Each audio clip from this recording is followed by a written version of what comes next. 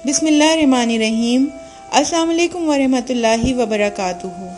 उर्दू कवायद में आज हमारा मौजू है इस्म। इस्म वो कलमा है जो अकेला ही अपने मायने देता है। जुमलों की लिखाई में इस्म की क्या अहमियत है, आइए मालूमात हासिल करते हैं। इस्म की तारीफ। इस्म का मतलब है नाम। किसी भी इंसान, जानवर, चीज या जगह के नाम को इस्म कहते हैं। जैसे ये गुलाब का फूल है। गुलाब का फूल एक फूल का नाम है, इसलिए गुलाब का फूल इस्म कहलाएगा।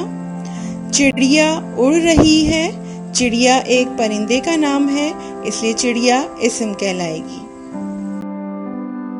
मजीद मिसालों की तरफ आ जाएं तो सबसे पहले हम इंसानों के नाम की बात करेंगे। किसी भी इंसान यानी जानदार के नाम को इस्म कहते हैं। जैसे हमारे इर्द गिर्द हमें बहुत से लोग नज़र आते हैं, जैसे हमारे वालिदैन और बहन भाई।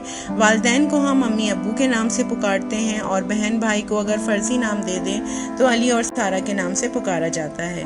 हमारे करीबी रिश्तेदारों में चचा चची शामिल हैं, उनको हम चचा चची के नाम से पुकारते हैं। और इसी तरह खाला खालू और मामू मामानी के नाम भी इस्म कहलाते हैं। इसी तरह से दादा दादी और नाना नानी के नाम भी इस्म कहलाते हैं। और इसके अलावा हम जितने भी लोगों से अपने इर्द गिर्द मुलाकात करते हैं, मिलते हैं, उनको जिस भी नाम से पुकारते हैं वो सब इस्म कहलाएंगे।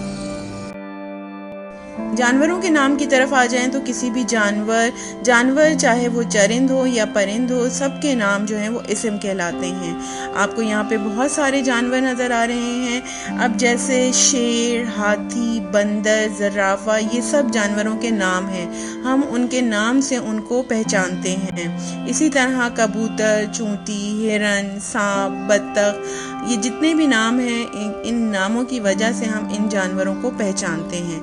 तो जितने भी जानवरों के नाम होंगे वो सब इस्म कहलाएंगे। इसी तरह से अगर हम चीज़ों के नाम की बात करें तो किसी भी चीज़ यानी बेजान चीज़ों के नाम को इस्म कहते हैं।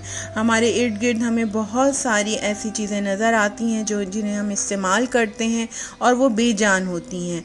उन सब को हम जिस भी नाम से पुकारते हैं वो सब इस्म कहलाते हैं।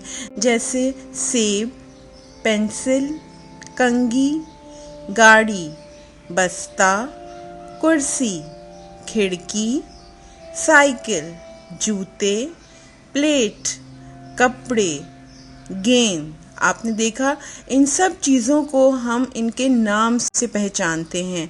तो इनके जो भी नाम हैं उनको हम इस्म कहेंगे। इसी तरह से हम जगहों के नाम की बात करें तो किसी भी जगह के नाम को इस्म कहते हैं। जैसे यहाँ पर आपको मुख्तलिफ तस्वीर नज़र आ रही हैं जगहों की, और उन जगहों के नाम उनकी पहचान है और उन नामों को हम इस्म कहते हैं। जैसे घर, बाग, मज़ार जो कि कराची में है और कराची एक जगह का नाम है, मस्जिद, स्कूल, पहाड़ और किला जो कि लाहौर में मौजूद है और लाहौर एक जगह का नाम है। तो आपने देखा यहाँ पे जितनी भी तस्वीर नज़र आ रही हैं जगहों की, उनको किसी न किसी नाम से पुकारा जाता है जो कि उनकी पहचान है और उन नामों को हम इस्म कहते हैं। अरे ये कौन है? ये तो बंदर है। बंदर क्या खा रहा है? बंदर केला खा रहा है। जी बिल्कुल, बंदर और केला इस्म है क्योंकि ये किसी फल और किसी जानवर के नाम हैं। चलें अब हम इसको जुमले में इस्तेमाल करके देखते हैं। बंदर केला खा रहा है। बंदर और केला इस्म कहलाएंगे। अरे ये तो एक छोटा सा बच्चा है। ये बच्चा क्या कर रहा है? ये बच्चा गेंद से खेल रहा है।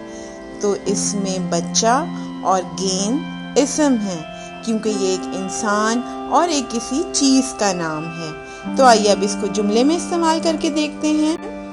बच्चा गेंद से खेल रहा है। इसमें बच्चा और गेंद इस्म कहलाएंगे। ये तो तितली है। तितली कहाँ बैठी है? तितली फूल पर बैठी है। तितली और फूल इस्म कहलाएंगे। आइए इनको जुमलों में इस्तेमाल करते हैं। तितली फूल पर बैठी है। इसमें तितली और फूल इस्म कहलाएगा। ये तो एक बाग की तस्वीर है।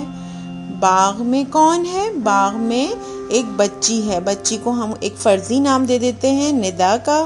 तो बाग में निदा है। निदा क्या कर रही है? निदा झूला झूल रही है।